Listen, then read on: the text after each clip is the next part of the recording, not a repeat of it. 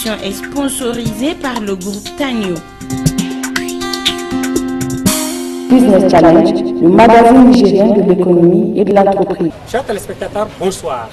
Bienvenue dans ce numéro de Business Challenge. Ce numéro est consacré à la problématique du financement des entreprises au Niger.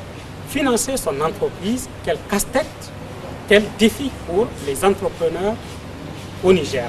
Qu'ils soient jeunes entrepreneurs ou entrepreneurs plus expérimentés, tous disent la même chose. L'accès au financement est un défi énorme. L'une de ces voies, c'est justement le recours à des fonds de garantie. Alors, au Niger, nous n'en avons sur le plan national qu'un seul fonds de garantie, c'est le fonds Tanyo. Et justement, aujourd'hui, nous allons nous entretenir dans le cadre de cette émission avec les directeurs de Tanyo qui vont nous expliquer davantage comment fonctionne le fonds de garantie. Et vous allez voir aussi notre reportage dans lequel nous avons interviewé un certain nombre de chefs d'entreprise qui ont bénéficié de l'accompagnement de Tanyo. Ils vont nous expliquer comment cela s'est passé et comment cet accompagnement et la garantie qu'ils ont pu avoir à travers Tanyo leur a facilité la vie, leur a permis d'accéder plus sereinement au financement bancaire.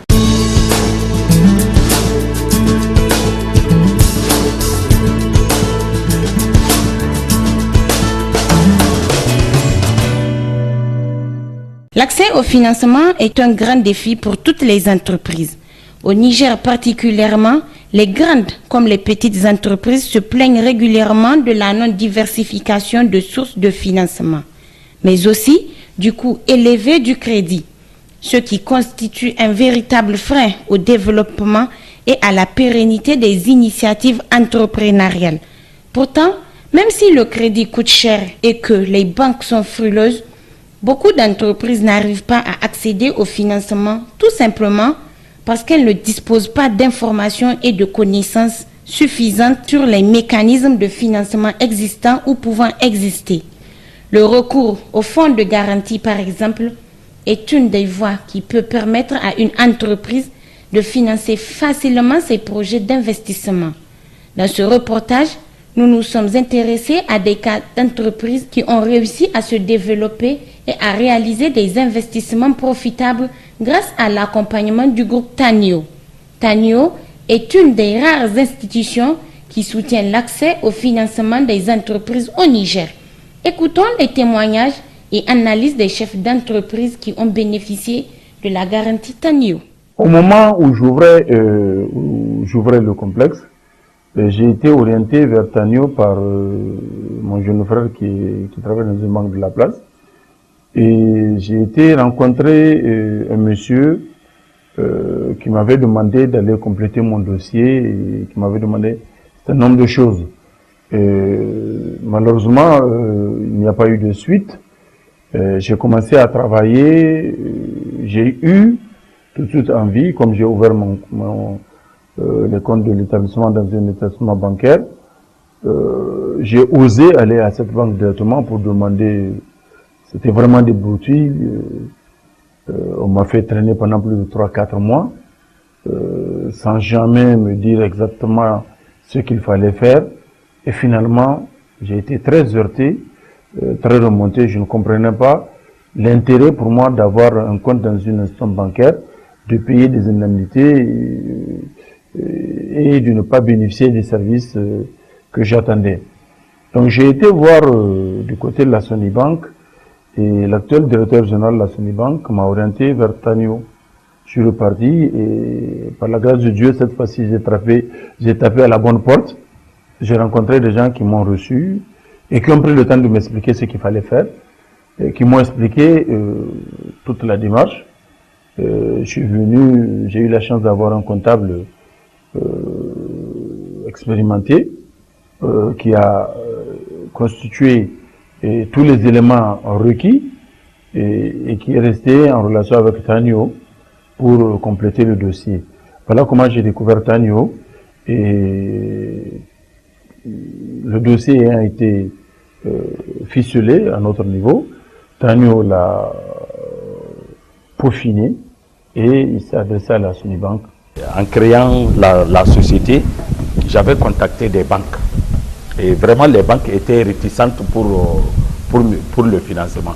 Compte tenu que le projet se trouve en dehors de la ville, les banques étaient vraiment réticentes.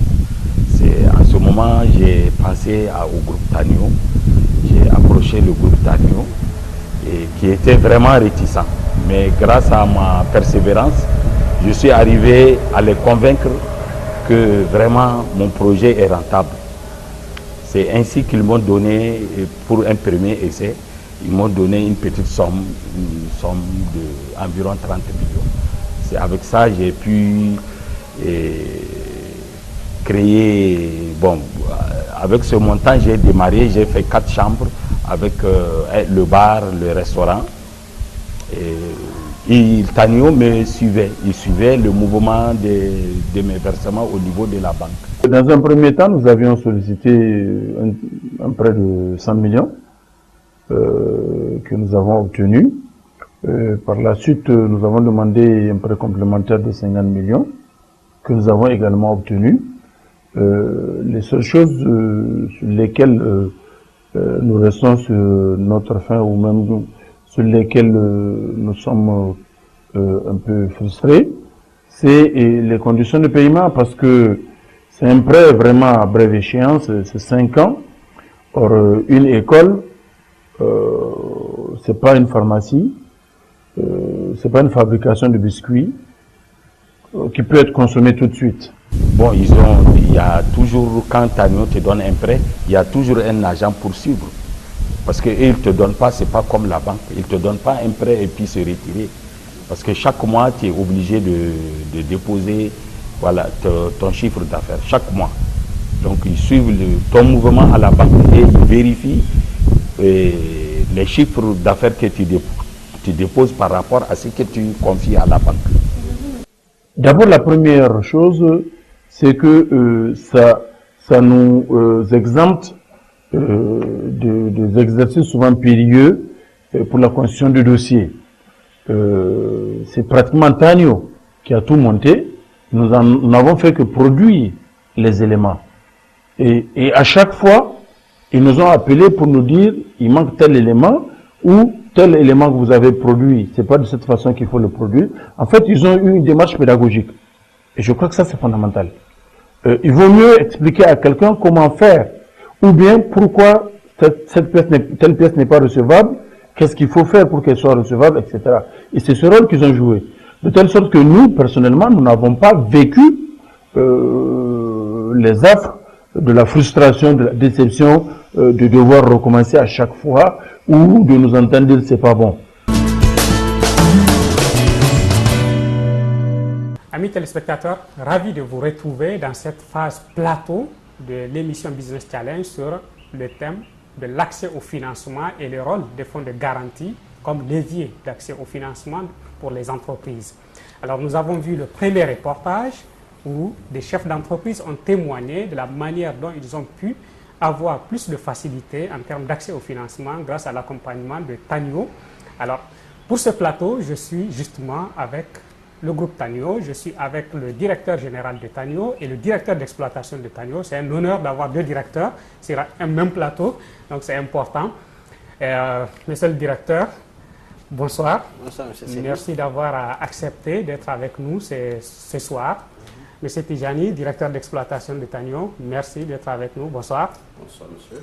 Donc, je le disais, nous avons suivi le premier reportage.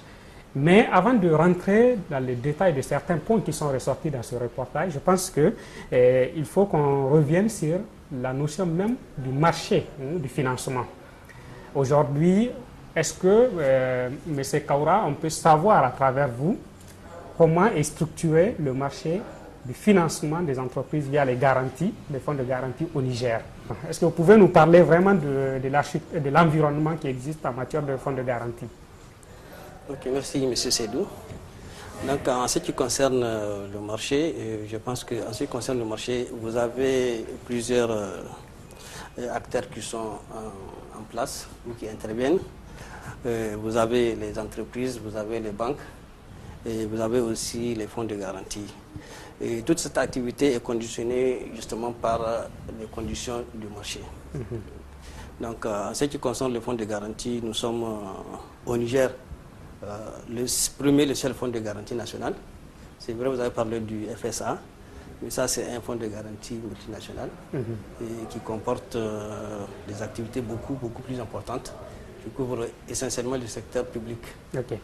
Alors, peut-être on peut parler aussi un peu plus de Tanio parce que alors, on a vu des entreprises qui ont été accompagnées, qui sont financées. Aujourd'hui, le portefeuille de Tanio, il y a combien d'entreprises accompagnées dans ce portefeuille et quel est le volume total de réalisation en termes de garantie aujourd'hui pour Tanio?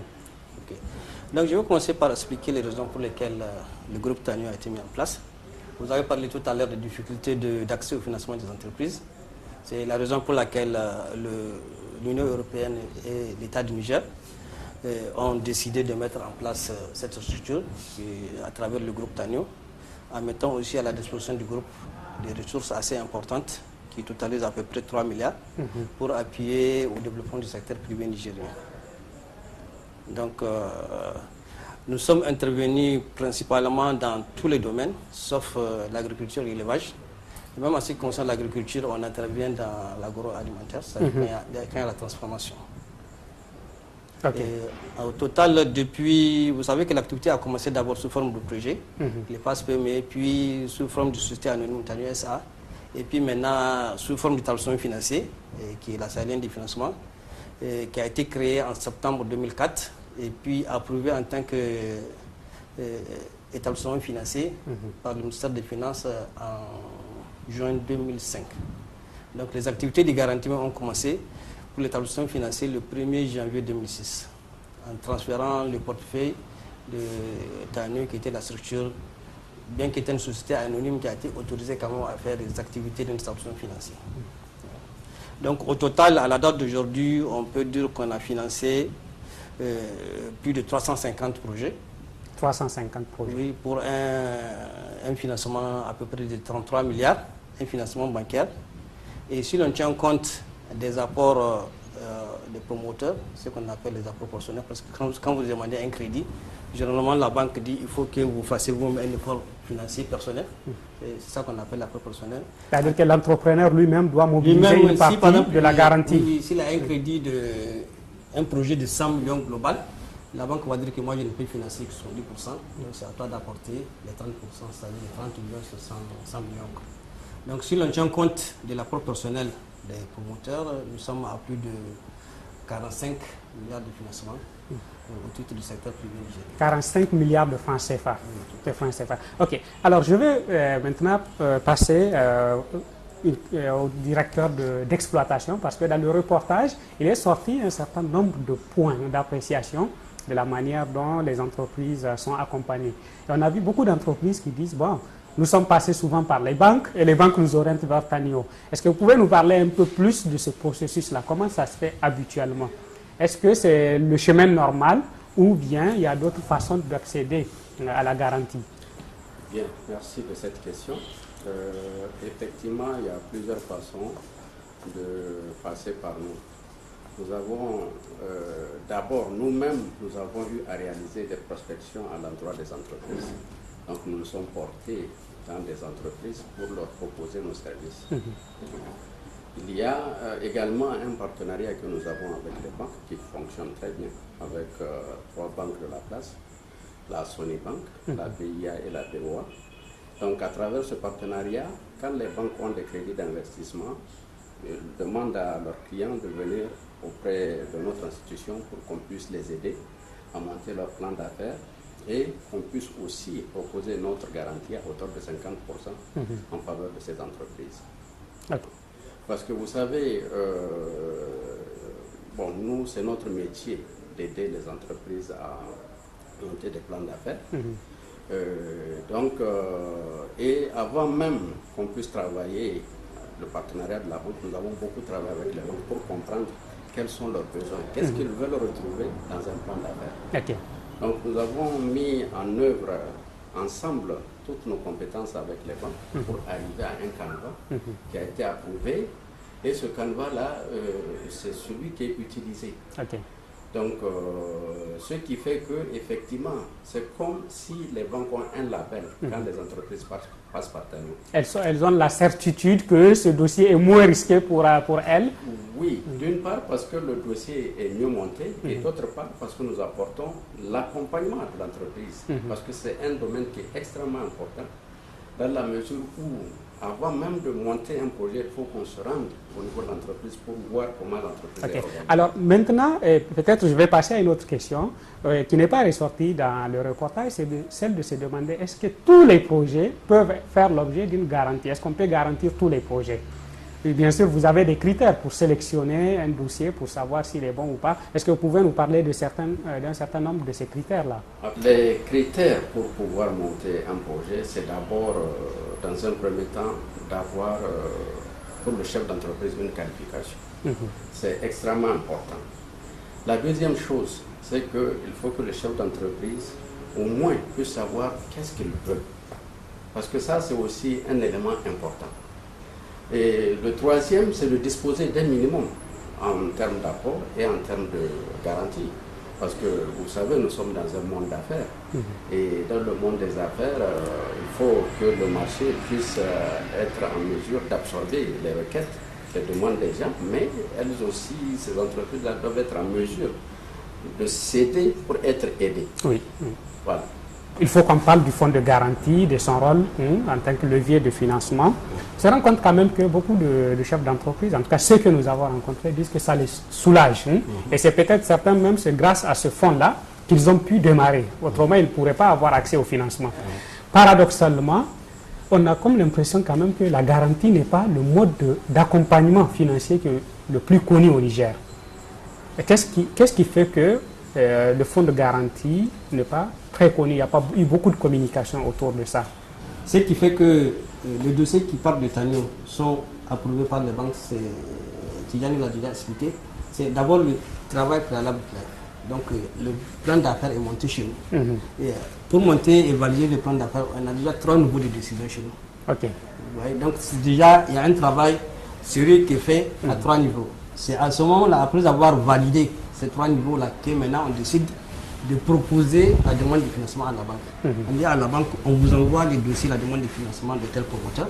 Si vous êtes d'accord pour financer, nous on va vous apporter, en plus des garanties hygiène qui sont proposées dans le dossier, on vous apporte une garantie complémentaire à hauteur de 50%. Donc, ce qui fait que là aussi, les banques, elles étudient les dossiers à leurs propres conditions. C'est-à-dire, elles ont leur comité un chargé de dossier qui regarde le dossier, qui les prépare et qui les présente à leur comité de crédit et qui valide, qui accepte ou qui refuse. Donc il n'y a aucune garantie que le dossier qui part de Tanio va être... il peut être rejeté par la banque. Mais la plupart du temps, les rejets sont des rejets techniques. C'est-à-dire que la plupart du temps, c'est parce que les promoteurs ont certains engagements qui ne sont pas encore résolvés. Et la banque diffère souvent l'approbation du dossier. Alors, garantir un prêt, c'est aussi prendre le risque avec le promoteur. Maintenant, lorsque Tanio accepte de prendre le risque, il faut qu'on comprenne aussi Tanio, finalement, comment Tanio se finance et comment Tanio aussi gère le risque à son niveau. Je pense que ça, c'est important comme question. Oui, donc j'aimerais savoir quand même sur ce plan-là, comment vous faites. C'est quand même des prévisions, quelles que soient les dispositions, les précautions qu'on va prendre, c'est quand même un projet. Donc on essaie de limiter, de circonscrire un peu les risques, mais c'est quand même un projet, on ne sait pas ce qui va devenir par la suite. Le financement de Tanio, je vous ai parlé de ça, c'est les ressources préalablement mises à la disposition du groupe Tanio par l'Union européenne et l'État du Niger. C'est des fonds qui ont été privatisés. C'est des reliquats de l'ancien projet APLEN. Donc il restait à peu près 3,5 milliards. Donc l'Union européenne a décidé, enfin, en concertation avec l'État du Niger, de voir qu'est-ce qu'il faut faire avec ces restes de financement. Donc ils ont convenu de continuer à appuyer le secteur privé nigérien, mais non plus en faisant du crédit direct avant avec la FLEN, mais en apportant la caution aux entreprises nigériennes qui veulent accéder au crédit d'investissement. Donc jusqu'à présent, heureusement, malgré, vous savez que l'activité des garanties, ce n'est pas une activité qui est très rentable, sur laquelle on peut, comment on appelle ça, estimer ou dire qu'on va se faire de l'argent. Pour nous, quand même, on peut peut dire qu'on est satisfait à cette date, puisque les fonds qui ont été mis à la disposition du groupe Tannion sont à cette date encore intacts. C'est-à-dire, malgré les appels de garantie, l'activité quand même a permis de renflouer les appels de garantie qui ont été faits par les banques. Mais justement, aujourd'hui, j'aimerais quand même savoir, avec plus de 350 dossiers, bon, c'est vrai qu'on peut estimer que c'est important, mais quand on regarde le besoin de financement, ou bien le besoin de garantie qui existe dans le pays, c'est pas grand-chose. Maintenant, si on doit développer davantage ce fonds, est-ce qu'il y a des perspectives, par exemple, que l'expérience Tannion soit une expérience qui peut être mise à l'échelle par l'État du Niger ou par d'autres, pour faire en sorte que ça soit un levier de financement de nos entreprises? Parce qu'il y a quand même beaucoup d'entreprises encore qui cherchent à se faire financer et qui n'y arrivent pas. Tout à fait. Bon, sur le plan national, les garanties que nous apportons aux entreprises, je vous ai parlé des fonds qui sont à notre disposition, à peu près 2 milliards de fonds de garantie. Alors, il peut arriver que vous ayez une demande de financement de 1 milliard 500 millions, même 2 ou 3 milliards. Nanim a présenté des demandes de financement de 3 milliards. Si on dit et là, ça dépasse votre garantie. À 50%, vous voyez, ça fait déjà plus de 50% de notre fonds de garantie. Et là, heureusement, on a trouvé un partenariat avec d'autres fonds de garantie, notamment le fonds Gari qui est basé à Lomé, qui, avec la convention qu'on a signée, le partenariat de contre-garantie, on peut garantir à hauteur de 50%. Un dossier, par exemple, d'un montant de 3 milliards, 2 milliards ou 3 milliards, et tout en limitant quand même notre propre garantie à 100 millions. Donc, si vous prenez un dossier de 3 milliards, qu'une banque nigérienne accepte de financer, on va la garantir à hauteur de 50%. On va la garantir à hauteur de 50%, c'est-à-dire à 1,5 milliard. Mais nous allons chercher la contre-garantie du fonds Gari à hauteur de 1,4 milliard. C'est-à-dire que sur notre propre ressource, nos propres ressources, nous nous engageons à hauteur de 100 millions. Et les 1,4 milliard, c'est la contre-garantie du fonds Gari. Mais la banque n'a en face d'elle que nous. Alors, revenons maintenant à M. Tijani. M. Tijani, parlons de ces dossiers et de la manière dont ils sont accompagnés. Je lis, même dans un article qui a été publié sur le groupe Tannion, que vous êtes à un peu plus de 350 dossiers. Alors, 350 dossiers qui ont été financés. Combien de dossiers rejetés? Nous avons, je crois, un taux de rejet qui tourne autour de 7 à 8%. De 7 à 8%? Oui. Donc, et ça, comme l'a dit le directeur général, souvent, c'est dû aussi à des problèmes de trésorerie que des entreprises ont souvent avec les banques ou qui ne nous signalent pas à temps. Ah, ils ont déjà une expérience avec la banque? Non, je veux dire des problèmes de trésorerie parce que nous, on fait le financement des investissements. Donc, on ne fait pas de la trésorerie, c'est-à-dire on ne fait pas du financement à court terme. Les financements sont à moyen terme. Donc, c'est compris entre 3 et 7 ans de durée. Donc, souvent, quand l'entreprise a déjà une avance et qu'elle ne nous le signale pas, nous ne prenons pas peut-être souvent ça en compte dans le projet, dans le dossier, et la banque ou rejette ou elle diffère la décision. Donc, elle veut voir d'abord que cette question de trésorerie soit réglée. Exactement. Voilà. Donc, c'est ce qui amène souvent ces problèmes. Donc, comme je l'ai dit, on a un taux de rejet d'à peu près 7 à 8%, ce qui est quand même c'est un record, performance quand on regarde surtout les taux d'acceptation des dossiers. D'ailleurs, partout dans cette sous-région. Alors, justement, je posais tout à l'heure une question en disant, est-ce que tous les dossiers, tout projet peut obtenir une garantie? Ce qui est évidemment non, ce n'est pas tous les projets. La réponse est facile, mais j'aimerais savoir quel est le niveau qu'il faut pour un projet pour qu'il puisse solliciter la garantie Tannion. Quel est le montant d'investissement à réaliser, le montant minimum et le montant le plus élevé? Bon, nos financements, on peut le dire, on a financé des dossiers de 6,5 millions de francs CFA. Et il y a eu d'autres dossiers jusqu'à 3 milliards. Donc vous voyez, c'est très disparate. On peut dire que vraiment le gap est très important. Mais ce qu'il faut, la meilleure garantie, comme j'ai eu à vous le dire, c'est d'abord la qualification de l'entrepreneur qui est extrêmement importante. Et aussi, maintenant, dans le montage du dossier, c'est-à-dire le travail que nous faisons pour peaufiner les dossiers. Ça, ce sont des choses qui font que les banques sont rassurées, elles nous font confiance. En plus de cela, nous suivons l'entreprise. Parce que depuis le début de notre relation avec le client, nous suivons l'entreprise jusqu'à la fin du crédit. Ok. Bon. Vous comprenez, c'est-à-dire nous sommes vraiment, c'est un suivi de proximité. Nous avons établi des relations très intéressantes avec les clients. En tout cas, c'est ce qui ressort dans le reportage. Voilà. Beaucoup d'entrepreneurs disent que et ce qui les aiment bien, c'est l'aspect pédagogique de la démarche. Ils sont accompagnés et ils ont l'impression qu'ils apprennent plus dans la manière de gérer les relations avec les banques. Absolument. Okay. Non, ça c'est important parce que justement, il faut expliquer aux gens ce qu'on attend d'eux. Et en ce moment-là, les gens sont plus excités pour vous amener même la documentation. Parce qu'elles comprennent, les gens comprennent ce qu'on leur demande en ce moment-là. Donc ils sont plus excités et au fur et à mesure, on partage avec eux quand on fait les dossiers. Nous sommes à tel niveau. Et voilà, c'est comme si vraiment la personne vit son dossier, son projet. Okay. Donc c'est ça qui est important dans cette démarche. Ce qui fait que vous voyez, les promoteurs sont plus à l'aise et pour eux, c'est donc une forme d'apprentissage qu'ils font. Et ils comprennent souvent mieux, même certaines questions auxquelles elles n'ont pas pensé. En discutant, ça leur permet de réfléchir et d'améliorer la qualité. Alors, je viens quand même à un autre aspect de la démarche. Nous avons interviewé 4 chefs d'entreprise. Bon, vous en avez quand même plus de 300 qui ont bénéficié de votre appui. Mais nous sommes tombés que sur des hommes. Est-ce qu'il y a des femmes chefs d'entreprise qui ont été accompagnées par Tanio? Je pose cette question parce que je sais que la problématique de l'entrepreneuriat féminin est assez importante au Niger. Récemment, on a donné un chiffre de moins de 4% de chefs d'entreprise au Niger, femmes. Et donc, vous, dans votre portefeuille, il y a des femmes. Nous avons beaucoup de femmes chefs d'entreprise, notamment quand vous regardez dans le domaine des pharmacies. La plupart des pharmacies sont tenues par des femmes. Or, nous avons financé, en tout cas, au moins une trentaine de pharmacies. Donc, ce qui n'est pas peu.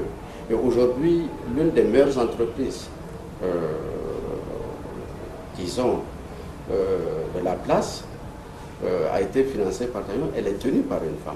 Ah, donc vous avez quand même appuyé des grandes initiatives. Merci. Alors, je pense qu'il faudrait aussi qu'on clarifie une chose. Vous ne garantissez pas seulement des grandes entreprises. Normalement, vous pouvez garantir aussi une entreprise naissante. Bien sûr. Alors, parce qu'on a vu un exemple de ce jeune-là, Mekibi, qui est en train de mettre en place son entreprise, qui disait que bon, il a besoin de 40 millions et qu'il a pu l'obtenir avec l'aide de Tanio. Je reviens à M. Kaura. M. Kaura, j'aimerais quand même dire, au début de l'émission, on parlait du marché, de la garantie, et vous disiez, bon, vous êtes la seule institution nationale qui offre cela. Est-ce qu'aujourd'hui, en tant que seule institution nationale, vous êtes aussi en train de faire le plaidoyer pour que ce mécanisme de financement soit vulgarisé à travers le pays? Parce que, bon, prenons l'exemple d'autres entrepreneurs qui ne sont pas à côté.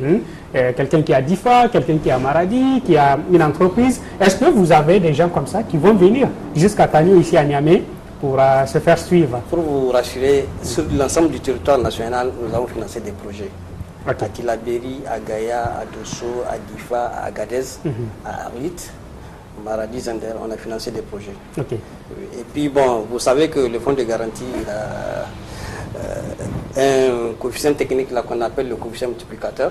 C'est vrai que nous avons un fonds de garantie de 2 milliards de ressources de fonds propres effectifs à peu près de 3 milliards 300. Mais cela nous donne à peu près la possibilité, en termes de capacité de garantie, de multiplier nos fonds propres par 3 ou 4. Okay. Actuellement, nous avons un encours de garantie qui tourne autour de 5 milliards. Alors qu'on peut garantir jusqu'à 15-20 milliards de financement avec le ressources que nous avons. Donc on a encore beaucoup de... Vous avez encore beaucoup de possibilités. On a beaucoup de potentialités. Okay. Donc là, c'est-à-dire que vous essayez de jouer sur tous les tableaux. Vous partez vers les entrepreneurs. Vos partenaires aussi les orientent parce que bon, pour les banques, c'est clair, clairement ressorti. Il y a un point quand même que je voudrais souligner. C'est en fait, nous avons été créés pour appuyer tout le secteur privé nigérien. Et malheureusement, malgré tout nos efforts, toutes nos tentatives, nous ne travaillons actuellement qu'avec 3 banques. Avec 3 banques, sur combien de banques? Sur les 11 ou 12 banques qui existent au Niger. Nous avons essayé d'aller vers les banques, mais on n'a pas reçu de réponse. Alors peut-être qu'on va commencer par ça, après avoir suivi le prochain reportage. Vous allez nous expliquer davantage pourquoi vous êtes encore avec 3 banques au lieu de 11. Donc à tout de suite, chers téléspectateurs, on va passer au prochain reportage et nous reviendrons vers vous dans quelques instants. Restez avec nous. L'accès au financement, j'avoue qu'il est compliqué et difficile. Il est même souvent décourageant. Décourageant parce que si je n'avais pas eu l'accompagnement de Tanyo, j'aurais souffert. J'ai fait une première banque. Pour 10 millions, j'ai attendu 3 mois ou 4 mois avant de m'entendre dire que ce n'est pas possible. J'ai fait une autre agence pour 10 millions, j'ai fait 3 mois avant de l'obtenir. Après des frustrations. Mais ce qui est plus grave, ce sont surtout les taux d'intérêt que les banques pratiquent. Les gens n'aident pas l'investissement. Quand tu passes par les fonds de garantie, ils te suivent. Ils suivent ta comptabilité. Ils te suivent au niveau des banques. Et quand il y a des difficultés de remboursement, ils te donnent des conseils. Et quand tu veux, ils n'attendent pas à la fin du prêt pour te donner des nouveaux prêts. Quand ils voient que vraiment le travail évolue, tu travailles bien, la gestion est saine, et ils t'accordent toujours d'autres prêts sur des anciens prêts. Et vraiment, c'est grâce à, présentement, j'avais plus de 100 millions de prêts avec Tanyo. Et j'ai demandé une rallonge de 100 millions, ils m'ont accordé. Donc je suis à plus de 200 millions. Et c'est qu'aucune banque de la place ne pourra le faire. Généralement, les banques ne font pas confiance aux opérateurs économiques. Bon, les raisons sont vraiment multiples. Parce qu'ils ont peut-être vécu, pas peut-être, ils ont vécu des mauvaises expériences. En fait, comme je vous disais tantôt, que la clinique avait commencé avec des petits moyens et compte tenu des ambitions que nous faisions, on a été amené, bien entendu, à toucher une banque de la place pour voir dans quelle mesure on peut avoir un appui financier. Et cette banque nous a adressé à cette institution qui est Tanyo, donc auprès de laquelle nous avons fait des démarches et ils ont bien voulu accepter de nous accompagner techniquement et financièrement. Et leur appui aujourd'hui nous a permis quand même d'un peu étoffer la capacité technique de la clinique, et ça nous a permis aussi d'améliorer, chemin faisant bien entendu, le niveau de recette. On a pu, avec l'accompagnement de Tanyo, appeler, c'est pas beaucoup, mais c'est pas petit, parce qu'on a pu appeler 25 millions de francs CFA, qui nous ont permis vraiment de lancer la clinique, et peut-être que, bon, avec le temps, on verra comment est-ce que on pourra encore davantage évoluer. Et au-delà du fait que ce soit eux qui nous ont aidés à mobiliser ces fonds, ils ont aussi quand même une certaine garantie à leur niveau par rapport, donc ils ont un engagement dans ce processus-là. Notre entreprise est créée il y a environ 2 ans. Et ce qui a été le plus dur, c'est de pouvoir commencer parce que nous avons rencontré un problème de financement. Et maintenant, grâce à Tanyo, le problème a été résolu. Donc là, nous sommes en phase d'installation et nous allons certainement commencer les activités d'ici septembre, le mois prochain. Ça a été posé parce que le domaine dans lequel nous voulons intervenir, le service que nous voulons offrir demandait un investissement lourd parce qu'il nous fallait des installations, des équipements de télécom, notamment des commutateurs, des serveurs et aussi des routeurs. Aussi de quoi avoir une liaison entre notre entreprise et les opérateurs de téléphonie mobile. Et donc pour cela, nous avons monté un dossier pour le projet. Je me suis d'abord tourné à la Sony Bank. Comme c'était une nouvelle entreprise, on n'était pas encore solvable. Donc ils nous ont orienté vers Tanyo pour voir si le projet était bien solvable et si le projet était vraiment rentable. Alors, nous avons vu dans le reportage quand même la question d'accès au financement qui est évoquée régulièrement par les chefs d'entreprise, les difficultés qu'il y a, la nécessité de recourir au fonds de garantie pour augmenter ses chances d'accéder au financement. Et juste avant d'aller visionner ces reportages, vous nous disiez, M. Kaura, que sur 11 banques de la place, vous n'avez de partenariat qu'avec 3. Alors, vous allez nous expliquer davantage qu'est-ce qui explique cette situation. Bon, en tout cas, en ce qui nous concerne, nous avons fait tout ce qu'il fallait faire, puisque nous avons les projets de convention, les conventions qui ont été signées avec les 3 banques dont je vous ai parlé, et ont été envoyées sous terme de projet à pratiquement toutes les banques. Okay. Toutes les banques.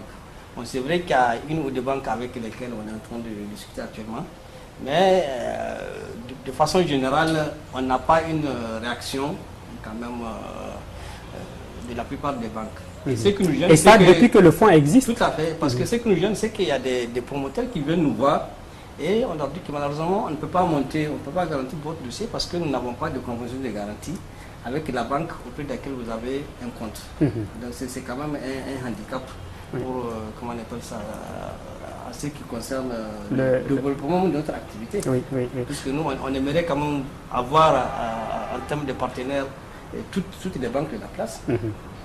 Si vous prenez par exemple dans le cas des partenariats que je voulais évoquer, nous avons eu à appuyer des fonds de garantie dans d'autres pays que nous avons aidé à mettre en place et dans lesquels pratiquement tous les établissements de crédit, c'est-à-dire que les banques et les établissements financiers sont actionnaires. Ont adhéré. Et ils ont adhéré, sont même actionnaires. Mais en fait, moi, c'est qui, j'aimerais quand même comprendre davantage. M. Kaura, jusqu'à une certaine époque, je savais aussi que vous êtes aussi vice-président de l'association des banques et établissements financiers.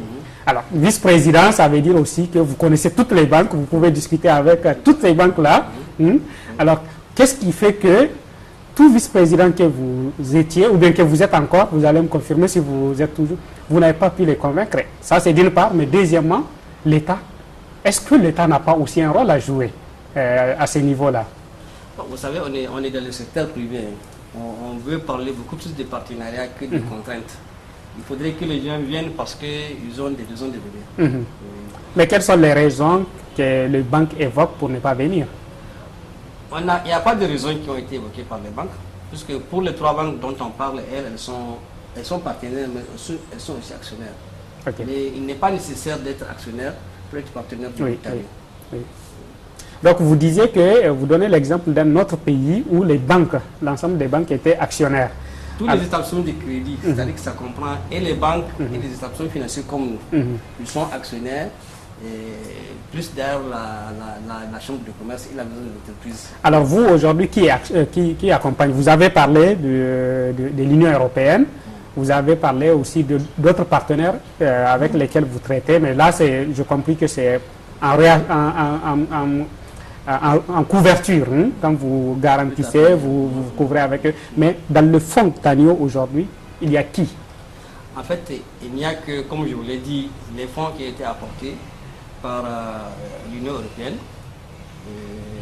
Sinon, il y a le capital initial qui a été créé, enfin qui a servi à la création de SAFI. Pour les établissements financiers, avant le changement de la réglementation, c'était 300 millions. Il y avait un capital initial de 300 millions qui a été créé, qui a servi à la création de SAFI, et dans lequel les actionnaires sont l'association TANIO, la Soparfi, la BIA, la BOA et la Sunibank. Donc la Soparfi, c'est la société de participation financière. Elle aussi, comment on appelle ça, les principaux actionnaires sont les banques. Dans un premier temps, les banques étaient actionnaires de SAFI par la Soparfi. Après, elles ont voulu participer au conseil d'administration. Donc maintenant, elles ont acquis des actions indépendamment de la Soparfi. Ok. Donc, si je comprends, en fait, en réalité, jusqu'aujourd'hui, l'État du Niger, ou en dehors des 3 banques, il n'y a pas d'autres institutionnels nigériens qui font partie du capital. Ok, ça c'est peut-être un autre débat pour savoir pourquoi il n'y a pas encore d'intérêt sur cette question-là. Alors, je vais revenir vers M. Tijani. Alors, M. Tijani, nous avons vu quand même les chefs d'entreprise qui ont témoigné et tous ont, en tout cas, ont presque montrer leur satisfaction par rapport à l'apport que l'accompagnement de Tanio leur a apporté en termes d'expertise, en termes de sécurité. Mais ce que j'aimerais comprendre plus clairement, au-delà de la garantie financière, est-ce que vous développez d'autres activités avec ces entreprises-là? Oui, nous développons, comme j'ai eu à vous le dire, le suivi accompagnement. Le suivi accompagnement est une chose très importante parce que ça permet à l'entrepreneur lui-même de mieux connaître souvent son entreprise. Parce que souvent on est dans une entreprise mais on ne la connaît pas comme il faut. Même en étant entrepreneur? Même en étant entrepreneur. Mais avec un œil extérieur, les gens qui viennent, qui regardent un peu comment les choses se passent, on peut vous conseiller et vous pouvez améliorer les choses au sein de votre propre entreprise. Alors que quand vous êtes dedans, vous ne le voyez pas. Donc ça, c'est important. Et en plus, si vous voulez, quand même, les relations de partenariat qui est noué avec ces entreprises en leur apportant souvent des appuis, ça peut être comptable ou des appuis d'intermédiation pour leur permettre de les aider à aller vers leur banquier, discuter avec le banquier, c'est quelque chose que les entrepreneurs n'avaient pas comme habitude. Mais maintenant, avec cet accompagnement, ça leur permet d'aller discuter avec de comprendre mieux le langage du banquier. Le langage du banquier. On les accompagne, on discute avec eux. Et ça, c'est quelque chose d'important pour eux. Parce que c'est un premier pas. Et nous, notre objectif, c'est une fois quand même qu'on a financé un projet, qu'il puisse aller, que le deuxième financement ou le troisième soit fait par la banque.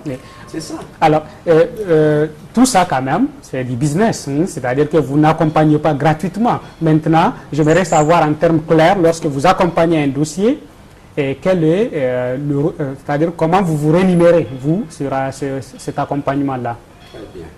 Donc, la première chose, pour le montage du plan d'affaires, nous prenons 1% du montant de crédit.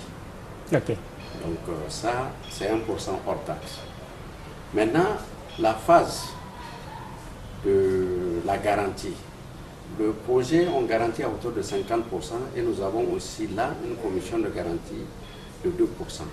2%, donc ça fait 3%. 2% du montant garanti. Non, du montant garanti. Du montant garanti. 2% du montant garanti. Donc, ensuite, nous avons les frais, les frais de suivi, qui sont compris entre 100 000 et 300 000 francs par an. Bon, quand vous voyez tout ce que nous mettons dans cette garantie, vraiment, on peut dire que c'est presque une subvention. Parce que là, suivre un projet pendant un an, ne gagner que 100 ou 300 000 francs, vous voyez, c'est vraiment juste parce que nous avons besoin nous-mêmes d'accompagner ces entreprises-là. Parce que quand on fait le calcul quand même avec le coût de nos interventions, c'est comme si on le fait vraiment... À titre presque bénévole. Oui.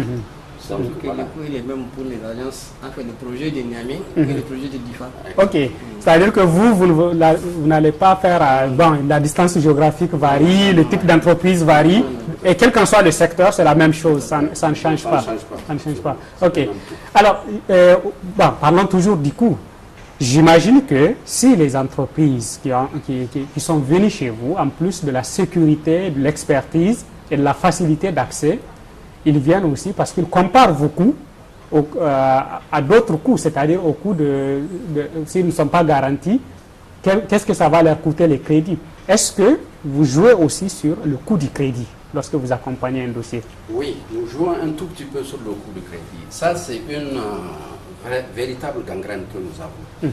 Et ça, vraiment, moi, je lance un appel au moins à l'État pour qu'il puisse voir dans quelle mesure être amené à bonifier les entreprises du secteur privé en matière de financement des investissements. Parce que c'est extrêmement important. Aujourd'hui, nous-mêmes, nous décrions ces taux. Vous trouvez que les taux sont élevés? Ils sont élevés parce que pour une jeune entreprise qui veut se développer, vraiment, ce serait une bonne chose que ça soit, disons, développé.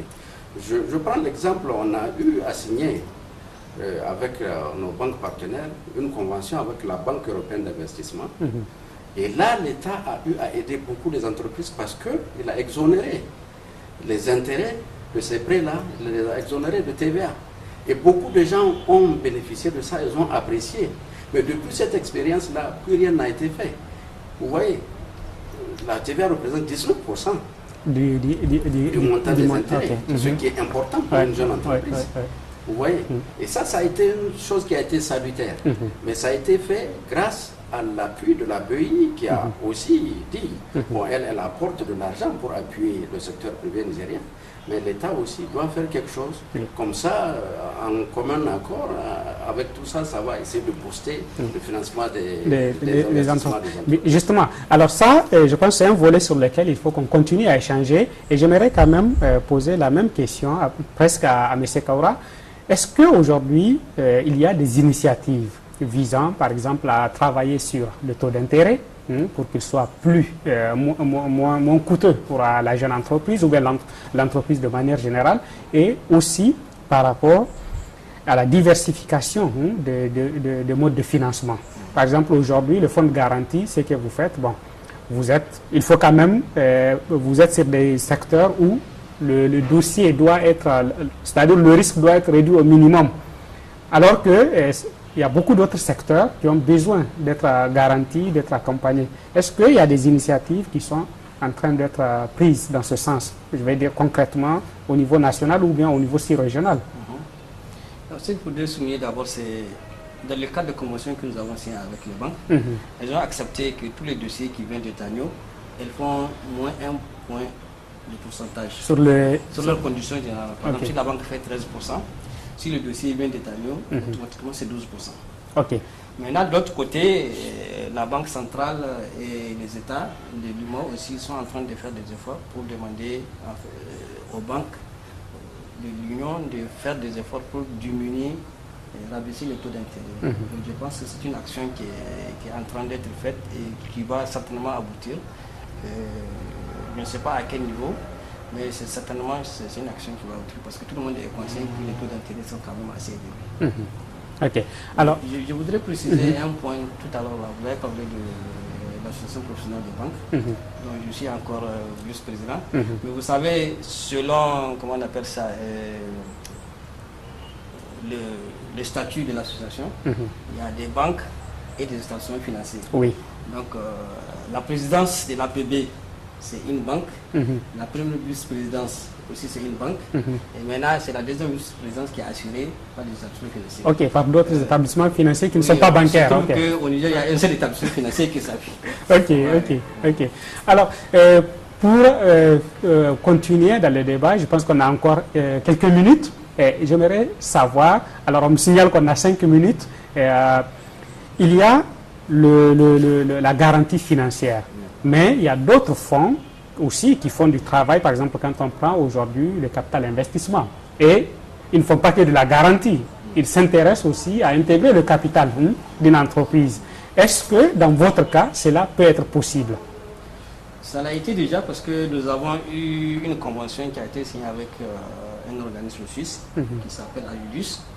Et comme on a dit tout à l'heure, quand un promoteur vient avec une demande de financement, normalement on dit, bon, votre projet fait tel montant, vous devez apporter à peu près 15, 20 ou 30%. Et très souvent, les promoteurs n'ont pas suffisamment de fonds propres pour remplir ces conditions. Donc on a eu un accord avec une organisation suisse qui s'appelle Ayudus et qui avait mis à notre disposition des fonds qui permettaient, par exemple, si moi je viens demander un crédit de 50 millions, on me dit qu'il faut que tu amènes 20 millions d'apport personnel. Elle permettait ces partenaires avaient permis, par exemple, de prêter au promoteur 10 millions pour compléter. Par exemple, s'il n'y a que 10 millions, on lui prête 10 millions, comme ça il fait les 20 millions et remplit les conditions pour avoir son complément de crédit auprès de la banque. Et en ce moment, c'est comme si vous êtes dans son capital, ou bien c'est quoi le mécanisme? Non, on n'est pas dans le capital. Ça, c'est, comment on appelle ça, un protocole spécifique qui a été créé. Et les conditions étaient quand même très favorables, parce que c'est un crédit qui est remboursable du fini, sur 4 ans, à 4%. Alors, M. Tijani. Je voulais juste rajouter qu'il y a ces possibilités, parce que nous pouvons travailler de commun accord avec une entreprise de capital risque qu'on appelle Synergie. Rien ne nous empêche oui, Synergie SA qui est là. Pour boucler le financement en cas de demande de capital risque. Puisque nous, dans nos montages, on utilise toutes les techniques possibles pour pouvoir justement arriver à vendre notre dossier au préalable. Parce que parlant de capital risque, moi ce thème me tient à cœur parce que la question de financement des entreprises est un enjeu important. Alors, le capital risque, on en a parlé à certaines occasions, mais au-delà du capital risque, est-ce qu'aujourd'hui, au Niger, on a le business angel, comme on les appelle? Est-ce qu'aujourd'hui, on a vraiment des mécènes qui sont capables de travailler avec des institutions comme vous pour dire, bon, nous aussi, en tant qu'acteurs privés, on veut s'associer pour soutenir ou bien pour nous impliquer dans de nouveaux projets? Est-ce que ça existe, ça? Non, ça n'existe pas. Hier seulement, je suivais à la télé et j'ai été agréablement surpris de voir un commerçant de Maradi, je crois de la région de Maradi, qui était décidé à financer le commerce dans cette région. Ça, c'est une action qui est très noble. Je ne connais pas cette personne. Mais je pense que cette personne aurait dû s'entourer quand même, disons, de professionnels pour pouvoir distribuer Oui. En général, c'est comme ça que ça se fait. Normalement. C'est-à-dire qu'il aurait pu passer par des professionnels pour le faire. Et là, peut-être ça pouvait être pérenne. Et bon, c'est une bonne initiative, mais je pense que s'il avait couplé ça avec des professionnels, ça aurait pu être beaucoup plus important, beaucoup plus efficace. Oui, plus efficace, effectivement. Oui. Alors, on va finir avec un point qu'on n'a pas traité, c'est le délai de traitement des dossiers au niveau de TANIO. Parce que les gens disent, bon, vous nous accompagnez, vous nous suivez, j'aimerais savoir dans vos statistiques et dans vos habitudes de travail, lorsqu'un dossier rentre chez vous, il prend combien de temps pour atterrir à la banque et il prend combien de temps au niveau de la banque pour que vous appeliez celui qui a amené le dossier pour dire hey, la banque est d'accord? Comment? Je peux vous le dire très vite. On a eu des dossiers qui ont passé 2 semaines. Avec tout, on a préparé le dossier, il a pu obtenir son financement. Et il y a eu d'autres dossiers qui ont passé jusqu'à 3 mois. Tout dépend de l'organisation que l'entrepreneur a en place. S'il faut, par exemple, qu'on aille fouiller dans les documents comptables de l'entreprise pour pouvoir reconstituer ces chiffres, parce qu'on le fait, pour arriver à savoir quel est le chiffre d'affaires que l'entreprise fait, vous comprenez? Oui, c'est un peu plus difficile là. Il faut mettre de l'ordre d'abord. Oui. Voilà. Maintenant, si il se trouve que l'entrepreneur est organisé, il a une comptabilité nickel, mais c'est quelque chose qui peut aller très vite. Et si aussi il sait ce qu'il veut, parce qu'il y en a qui connaissent très bien leur projet, et ça peut aller très vite. Donc, vous comprenez, c'est-à-dire les délais, je pense que ce n'est pas ça le plus important. Bon, c'est important peut-être. Oui, c'est important pour les gens de savoir combien ça. Oui, mais je veux dire que ce qui est important, nous, c'est d'arriver à obtenir quand même le résultat. Ce que vous dites, c'est en quelque sorte, plus une entreprise est structurée, plus ça vous facilite la tâche. C'est ce que je comprends. Monsieur Kaura, vous voulez ajouter? De façon réglementaire, normalement, nous, on a 1 mois pour préparer le dossier. Et la convention que nous avons signée avec les banques, elles ont normalement 2 semaines pour répondre. Donc, on est normalement dans un délai de 45 jours si tout se passe bien. Alors là, je pense qu'on a fini notre émission. La technique me signale que nous n'avons plus de temps pour continuer, mais je pense que nous reviendrons dans une autre émission pour toujours traiter les questions qui restent en suspens sur les fonds de garantie et l'accès au financement de manière générale. J'aimerais préciser à nos téléspectateurs, je pense que ça a été déjà fait dans le générique de l'émission. Je vais juste préciser que cette émission est réalisée dans le cadre d'un parrainage qui nous a été offert par le groupe TANIO.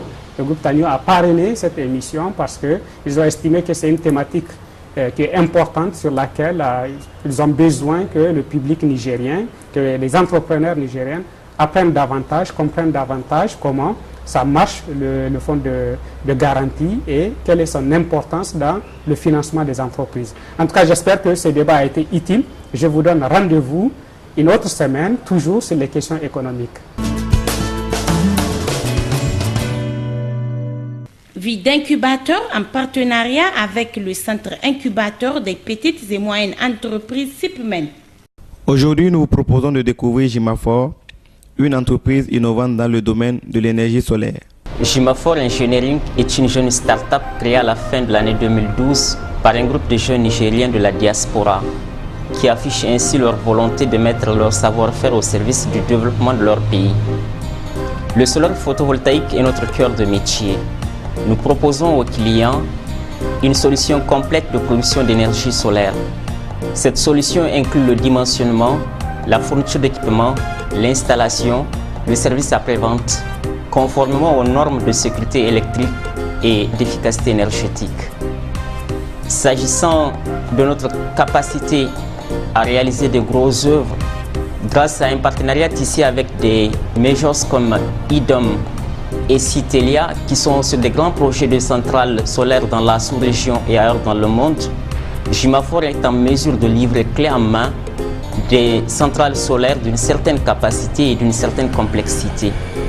S'agissant de notre démarche, Jimafor fait la recherche et le développement d'applications solaires innovantes qui sont susceptibles de produire un impact assez significatif sur les activités économiques et sociales et notamment en milieu rural.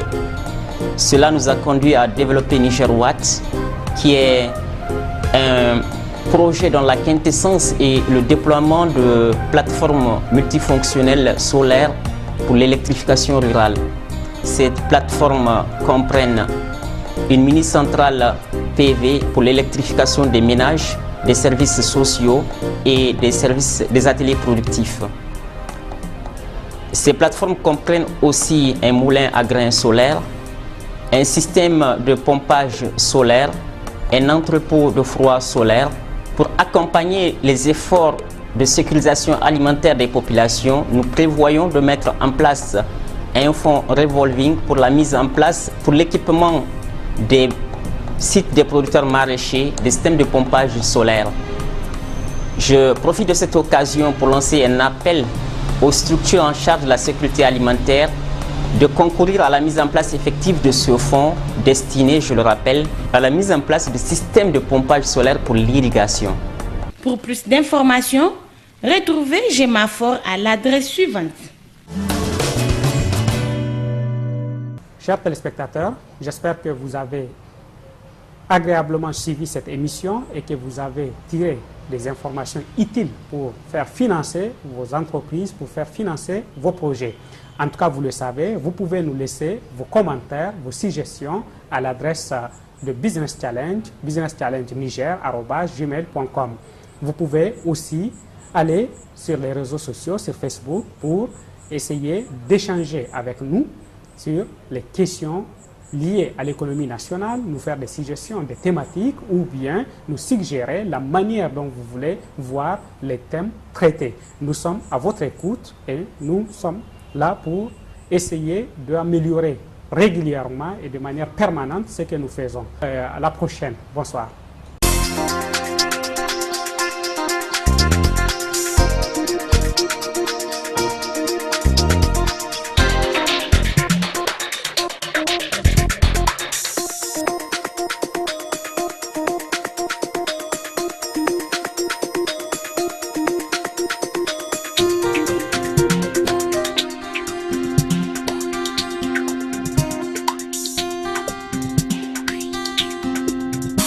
Business Challenge, Cette émission vous a été offerte par le groupe Tanio.